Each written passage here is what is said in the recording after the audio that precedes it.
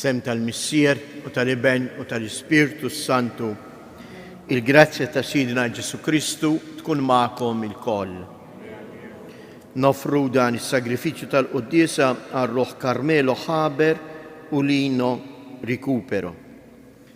Ħuti ejjew narfu ħtijietna biex nitħejjew tajjeb għall-misteri qaddisa.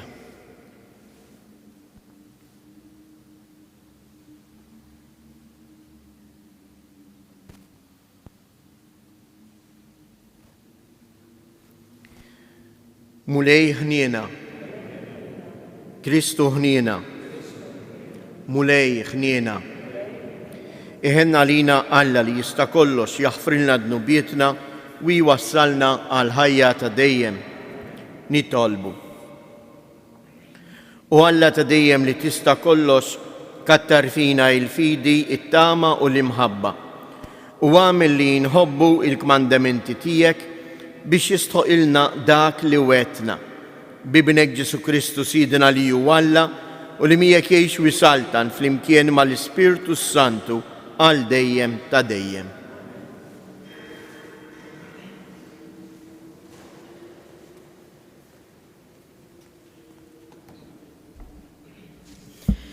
Qari mill-Littra ta' San Pawl Apostlu lir-Rumani. Eżiż, jiena għandi perswas li d-batija ta' issa m'għandhom xejn x'jaqsmu mal-glorja li għad trid tidher fina. Il-ħlejjaq kollha qegħdin jistennew ħerqana ir-rivelazzjoni ta' wlied Alla, għax il-ħolqien jinsab taħt il-fruwa, mhux minn rajħ imma minħabba Alla li xeħtu taħta, bit-tama li l-ħlejja huma wkoll għad ikunu meħlusa mill-jasar ta' tħassir u jiksbu l-ħelsien tal-glorja ta' wlied Alla. Aħna nafu li l-ħolqien kollu għadu sissa jitnied bl-ġieħ tal-ħlas u mhux hu biss imma wkoll aħna li għandna l-ewwel frott tal-Ispirtu. Aħna wkoll nitniedu fina nfusna waqt li nistennew l-adozzjoni ta' wlied, il-fidwa ta' ġisimna. Aħna salvi bit-tama. Meta wieħed jara l-ħwejjeġ li jkun it-tama ma tkunx aktar tama, għax kif jista' wieħed jittama l-ħwejjeġ li ġa jkun ra. Imma dak li qegħdin nittamaw jekk maħniex narawh qed nistennewh bis-sabar. Il-kelma tal-mulej. Kbir femilu il-mulej magħna, kbir femilu il-mulej magħna. Meta il-mulej raġġalura l-imjasra ta' Sijon, konna qiesna mitlufa f'ħolma, imbagħad bid-daħ imtela fomna u bajat ta' ferħ il-sinna. Kbir femilu il-mulej magħna. Imbagħad bdew jgħidu fost il-ġnus, kbir femilu il-mulej magħna, kbir femilu il-mulej magħna, u aħna bil-ferħ imtlejna. Kbir femilu il-mulej magħna. Biddel mulej xortina bħal widien ta' d-Negeb, dawk li jiżraw fid-dmuħ jaħstu fl-għana ta' ferħ. Kbir femilu il-mulej magħna. Huma u sejrin imorru jibku, iġorru z-żarrija għażrieħ, imma huma u ġejjin lura jiġu bana ta' ferħ, iġorru il-qatet fidejhom. Kbir femilu il-mulej magħna. Alleluja. Alleluja, Alleluja. Infaħrek missier sit is-sema u l-art, għax inti dawn il-ħwejjeġ tas-saltna u rejthom li ċkejknin. Alleluja.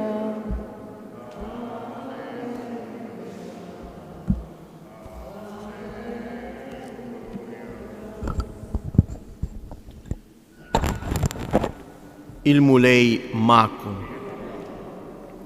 Qari mill-Evanġelju skont San Luqa. F'dak iż-żmien Ġesu qal: lil xiex tixbaħ is-saltna ta' Alla u ma xiex se nxebbħuha? Tixbaħ lil żerrija ta' mustarda li wieħed raġel qabad u żeraħħa fil-ġnien tiegħu. Imbagħad kibret u saret siġra u l-asafar tal-ajru marru jbejtu fil-frijaj tagħha. U reġa' qalilhom: ma xiex se nxabbaħa s-saltna ta' Alla. Tixbaħ lil ftejt ħmira li waħda mara qabdet u ħaltet ma' 3 sijaan tqieq sakemm għoliet il-għaġna kollha. Il-kelma tal-mulej.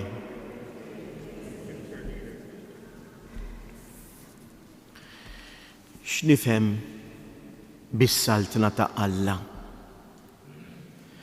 Is-saltna ta' Alla ma jiex xi territorju kbir fejn naraw il-qawwa ta' Alla.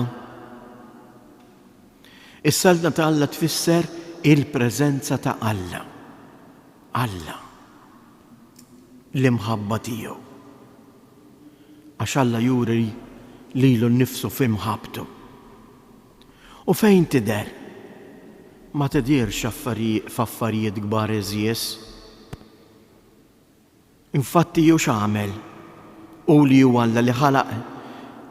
Kif ngħidu ħafna dak li jismewwitu l-art ma jesawħx.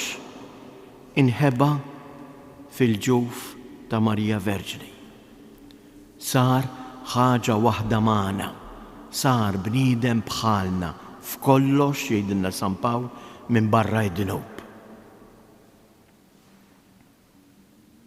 Biex hekk aħna nistgħu niltaqgħu miegħu, nistgħu nsibuh, nistgħu nduqgħu il-imħabba tiegħu f'imħabbitna, fl-imħabba li aħna nagħmlu esperjenza tagħha fil-ħajja tagħna ta' kuljum.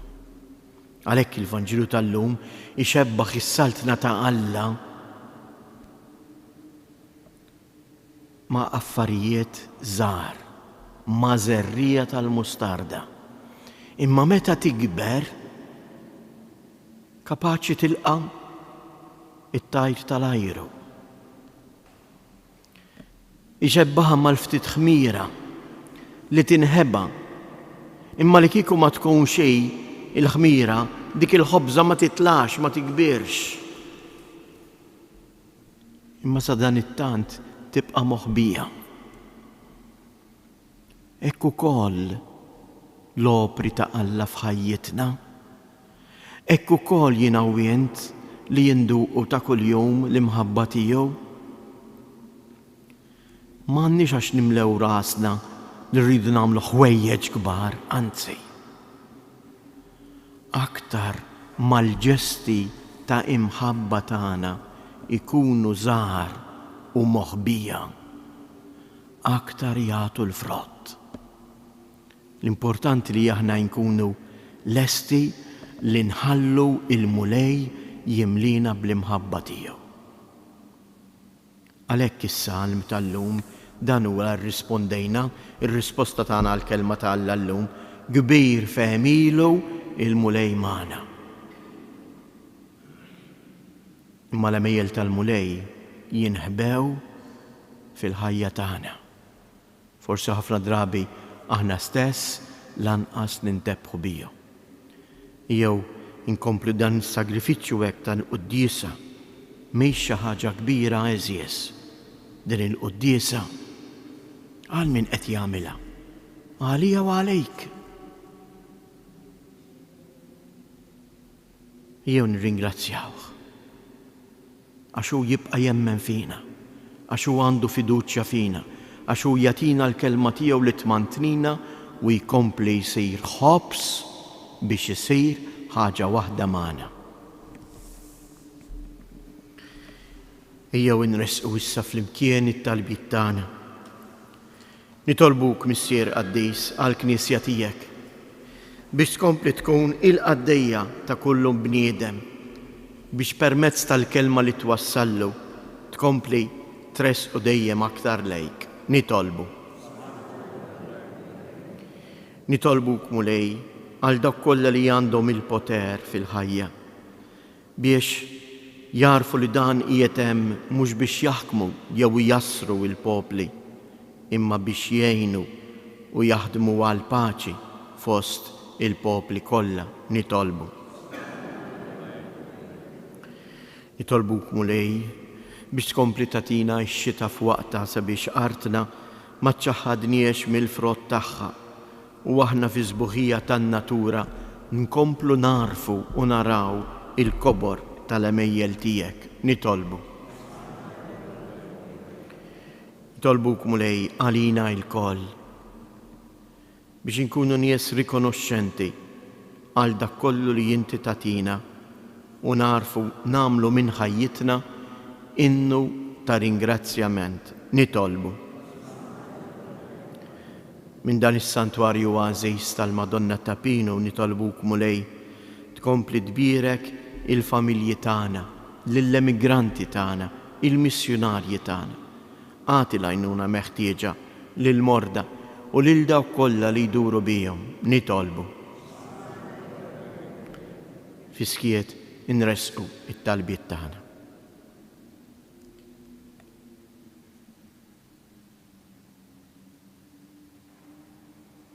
Kbir int mulej fl-emejl tiegħek magħna, u għalhekk aħna ressaqnielek dawn it-talbiet tagħna għaliex nafu li inti tilqahom bimħabba u tatina dak kollu li huwa meħtieġ għalina. Int li tgħix wis-saltan għal dejjem ta' dejjem.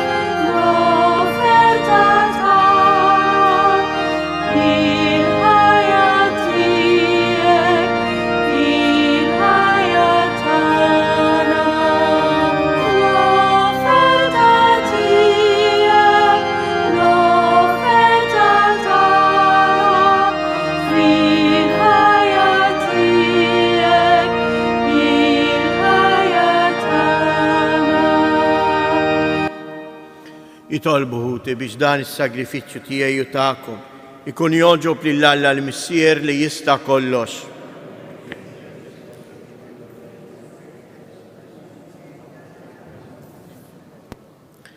Ħares mulej lejn din l-offerta li qegħdin nagħmlu lill-kobor tiegħek biex is-servizz tagħna jkun tal-akbar glorja għalik bi Kristu Sjedna. Il-mulej magħkom. Nerfu lubna il-fuq. Nizzu ħajr lill-mulej Alla tagħna. Sewwa u xieraq tas-sew Missier Qaddis tajjeb u taġid tas-salvazzjoni tagħna li dejjem u kull imkien inroddulek ħajr bi Kristu Sjedna. Il-verb tiegħek li bih għamilt kollox li jintbattulna bħala Salvatur u feddej magħmul bniedem mill-Ispiritu Santu u imwielet minn Marija Verġni.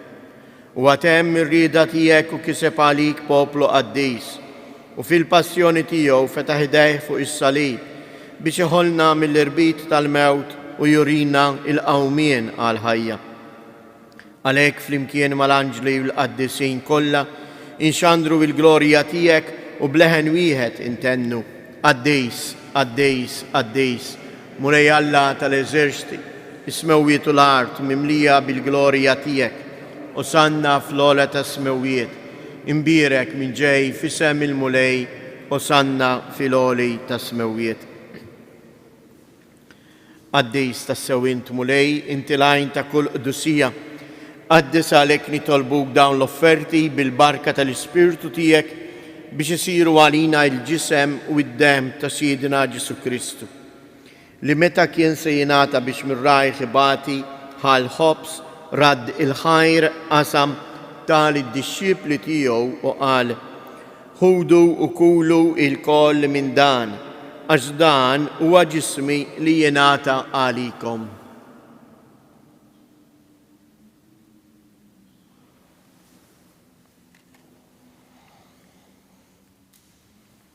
Ekku koll wara li klaħa l-kalċi reġa' radd il-ħajr tal-disċipli tiegħu u qal ħudu u jxorbu minnu il-koll, għax dan huwa l-kalċ ta' demmi tal-patt il-ġdid li jibqa' l dejjem.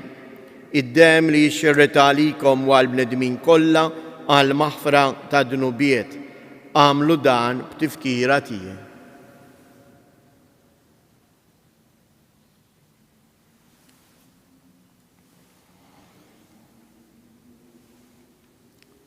Danu il-misteru tal-fidi inħabbru l-mewt tiegħek mulej, inxandru bil-ferħ il-qawmin tiegħek, nistennewk sa ma tiġi fil-glorja. Għalhekk aħna nagħmlu dan b'tifkira tal-mewt u l-qawmien ta' Sidna Ġesu Kristu, nofrulek mulej il-ħobs tal-ħajja u l-kalċej tas-salvazzjoni u nroddulek ħajr għaliex oġbok tilqana hawn quddiemek biex naqduk. U mit-ċokon tagħna nitolbu lill-Ispirtu Santu jaqgħadna f'ġisem wieħed lilna li nieħdu sehem mill-ġisem u d-dem ta' Kristu. Ftakar mulej fil-Knisja tiegħek imxerda mad-dinja kollha u ittaqa' fl-imħabba flimkien mal-Papa Franġisku, mal-Isqof tagħna Anton, l-isqfijiet u l-ministri tiegħek kollha. Ftakar ukoll fħutna li raqdu bit-tama tal-qawmien. Ftakar fil-mejtin kollha, daħħalhom quddiemek fid-dawl tas-sebħ tiegħek.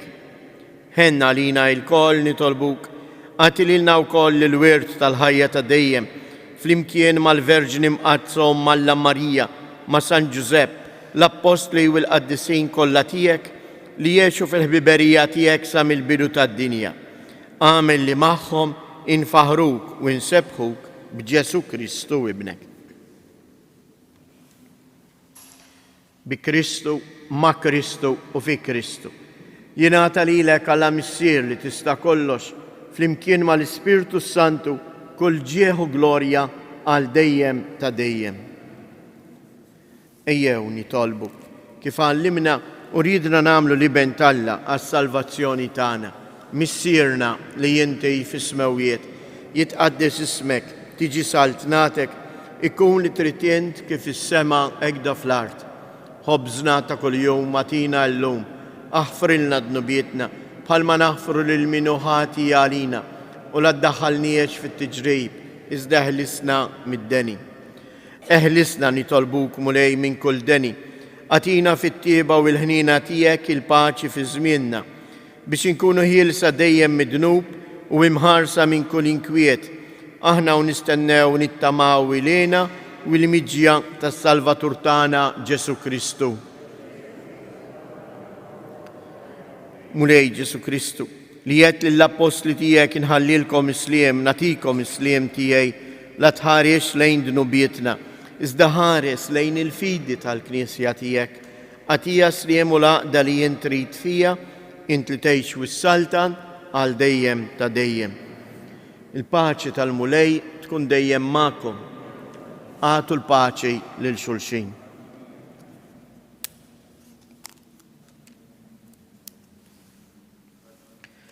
Ħaruf ta' Alla li tneħħi d-dnubiet tad-dinja ħenna għalina. Ħaruf ta' Alla li tneħħi d-dnubiet tad-dinja ħenna għalina. Ħaruf ta' Alla li tneħħi d-dnubiet tad-dinja għatina l-paċi.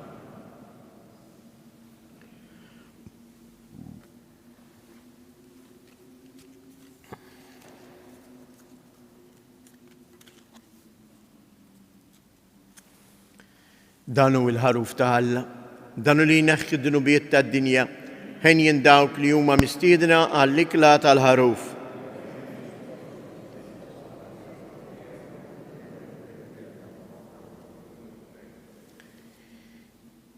Ġisem ta' Kristu ħarisna għal ħajja ta' dejjem.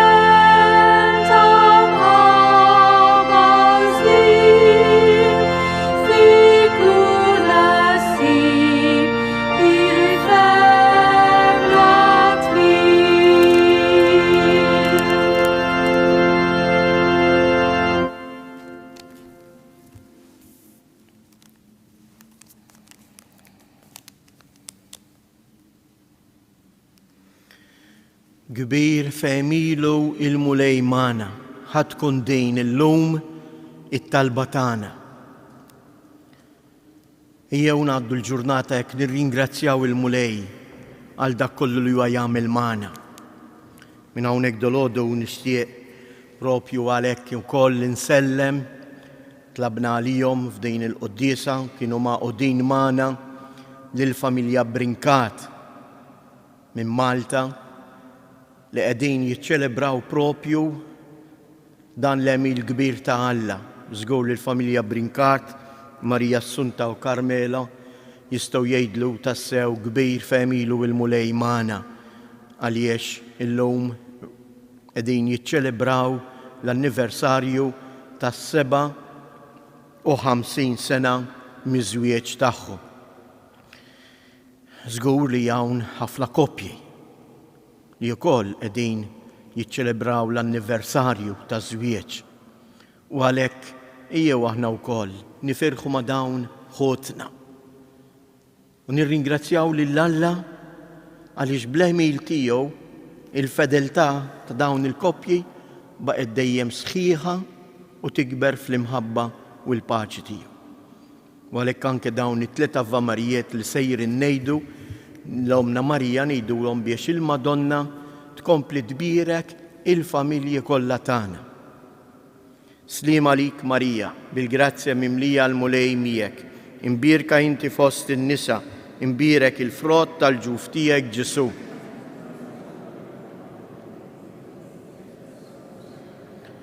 Slim għalik Marija, bil-grazzja mimlija l-mulej miegħek, imbierka inti fost in-nisa, imbierek il-frott tal-ġuf tiegħek Ġesu. Slim għalik Marija, bil-grazzja mimlija l-mulej miegħek, imbierka inti fost in-nisa, imbierek il-frott tal-ġuf tiegħek Ġesu. Madonna ta' Pinu, Sultana tal-familja, ħarstek fuqna dejjem żomm. Nitolbuk mulej li s-sagramenti tiegħek jagħtuna l-grazzja li fihom jinsabbu biex il-qudiem niksbu fis-sewwa dak li issa qegħdin nagħmlu taħt ixbijat bi Kristu Siedna. Il-mulej magħkom.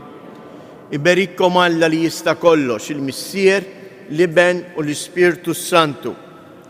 Morru u għejxu fil-paċi ta' Kristu.